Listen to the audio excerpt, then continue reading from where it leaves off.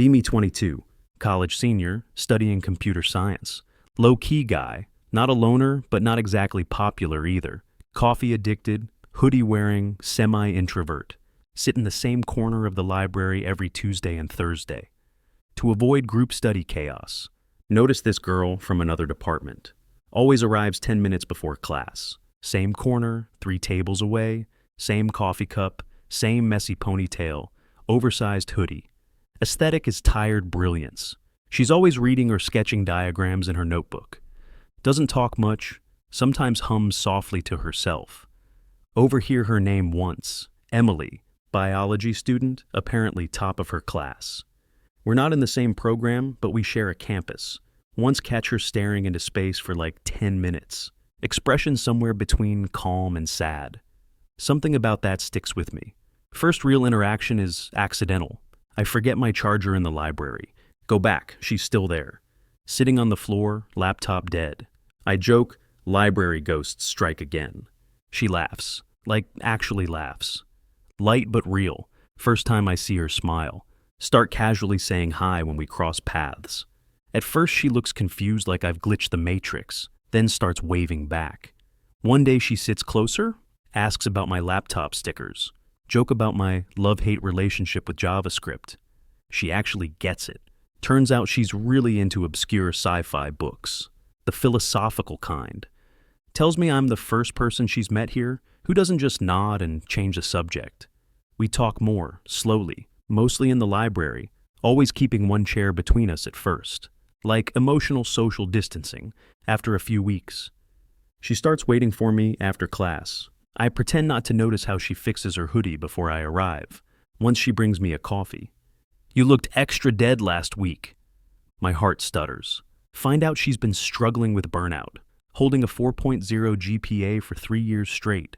Doesn't sleep much, doesn't party. Too afraid to fail. Parents push her hard. Says she doesn't really have friends here, just classmates. Never dated anyone. Too focused on school, too afraid of being hurt. One evening, she has a panic attack before a big exam. Texts me out of nowhere. Are you busy? Leave study group without explanation. Find her on the bench behind the science hall. Hands shaking, breathing too fast. Sit quietly beside her. Don't try to fix it. Just there. She cries for a while. Says she feels like a fraud. Like everyone expects her to be perfect. But she doesn't know how to handle life sometimes. I tell her no one has it all figured out. We're all pretending. The only difference is some of us got good at faking calm. She actually laughs through the tears. We get closer after that. Still not dating, still just friends. But our routines shift. Study together in the evenings, eat lunch twice a week. I walk her to class. Sometimes she waits for me, after mine. Once she falls asleep on my shoulder during finals week. Pretend my arm isn't numb. Watch her sleep like it's the most peaceful thing on earth. Then one night she messages, "Can I ask something dumb? What would happen if I kissed you?" My stomach flips. Respond. Depends if you're okay with me kissing back. She shows up outside my dorm in 10 minutes. We kiss. Awkward, gentle, electric. Like both of us are terrified and thrilled at the same time. Next day she avoids me. Finally sits me down outside the library. Confesses I'm the first guy she's ever kissed. First guy she's ever been close to at all. Never dated anyone. Too much pressure from parents, school, fear of not being enough. Never trusted anyone enough to let them in. Until me. She's scared she'll mess things up. Worries she doesn't know what she's doing. I tell her we'll figure it out together. I'm not going anywhere. From that point, everything is new for her. First time holding hands in public. First time someone texts her just to say they miss her. First time falling asleep with someone beside her. She gets flustered by small things. Every compliment, every gentle touch. Like the whole world's new and slightly overwhelming. But she tries. She shows up. She asks questions. She listens, even when she doesn't understand it all yet. Once brings me a handmade card for our 1-month anniversary. Says she looked up what couples usually do and wanted to try. Sometimes I catch her watching other couples, quietly. Later, she'll ask me if we're normal, if she's doing things right. I tell her we're not a checklist. I like us the way we are. She starts preparing days in advance for our dates. asks me casual questions about what I like. If someone were to wear green, would that be a good date color? Buys a small notebook to plan outfit options.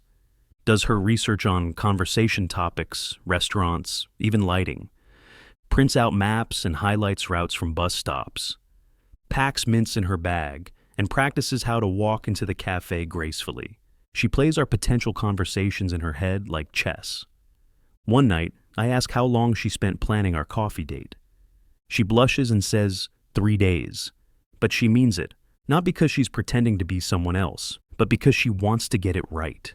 For us, our dates become this blend of structured spontaneity.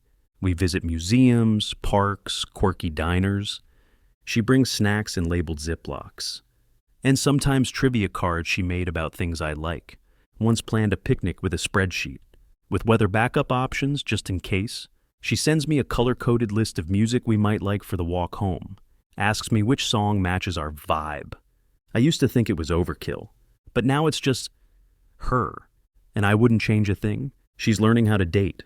I'm learning how to appreciate someone who puts their whole heart into showing up. We take it slow. No pressure, lots of patience, lots of laughter. Once I find her Googling how to argue constructively, asks if we should do communication exercises. Turns out she found a relationship workbook. We do it together as a joke, but end up learning things about each other anyway. Months pass. We still sit in the same corner of the library, same coffee cups, same chaos around us. Only now she leans into my shoulder when she reads. Sometimes I pretend to read just to watch her do it. One day she brings lunch and it's clearly homemade. Awkwardly admits it's the first time she's ever cooked for someone. I tell her it's the best thing I've eaten. It's mediocre, but her eyes light up like she just won MasterChef. We start making a list. Firsts we want to do together. Her idea. Things like road trip, karaoke night. Take our favorite book and read it aloud in a park. Get matching socks for no reason. She calls them memories in progress. One Friday, I surprise her with a projector in the empty lecture hall. Set up fairy lights and blankets. We watch her favorite childhood movie.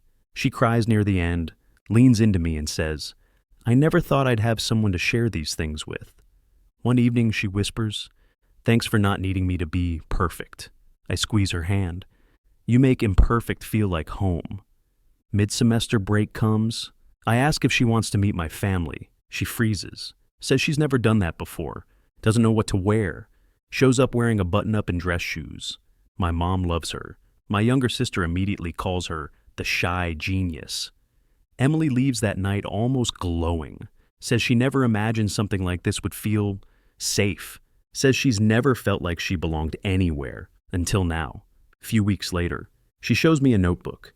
Says she's been writing little notes to herself. Things I want to believe are true. She reads one to me. I deserve to be loved even when I'm not at my best. I kiss her forehead and say, "You don't just deserve it, you already have it." Not sure where we're heading yet, but for the first time, neither of us is walking alone. A few months later, she creates a shared ICLOUD album. For our memories, she says. Fills it with candid photos from our library corner, coffee cups, park dates, adds little captions like, "First time you held my hand here," or "This was the day I fell a little more." Sometimes I scroll through it when I miss her, even if she's just across campus. Final semester rush hits, job interviews, thesis deadlines. She gets accepted into a prestigious master's program in another city, 6 hours away.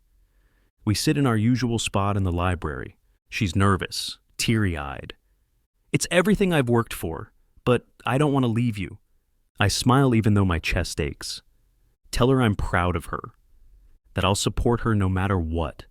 Last week before she moves, everything feels heavier. Our usual routines feel sacred. We try not to talk about the distance, just hold on to the present. Week after she moves, video calls every night, texts during lunch breaks, shared playlists keep growing, but we both feel it, the ache of the gap. One rainy evening I get a call from her mom. "Can you come for dinner this Saturday? I think you both could use a lift." Agree instantly. Her apartment smells like cinnamon and something nostalgic. Emily looks tired but happy to see me. We eat dinner quietly. her mom watching us with an unreadable look. Then mid-conversation she says, "Why don't you just marry her?" Both of us freeze. Emily nearly chokes on her tea. I'm stunned. Her mom continues, "You clearly love each other. The distance is killing you both. You could figure it out together." Emily looks at me, wide-eyed. I take her hand under the table.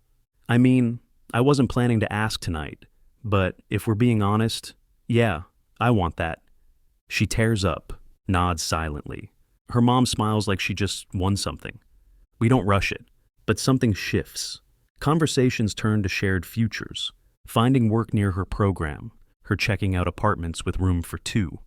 Months later. We're still not married, but we're together, closer than ever, planning everything side by side. New city, new routines, same love. Sometimes love isn't a lightning bolt. It's a quiet study bench, a nervous smile, a shared calendar full of firsts, and a mom who cuts through the doubt with a single line. Whatever comes next, we're ready. Together.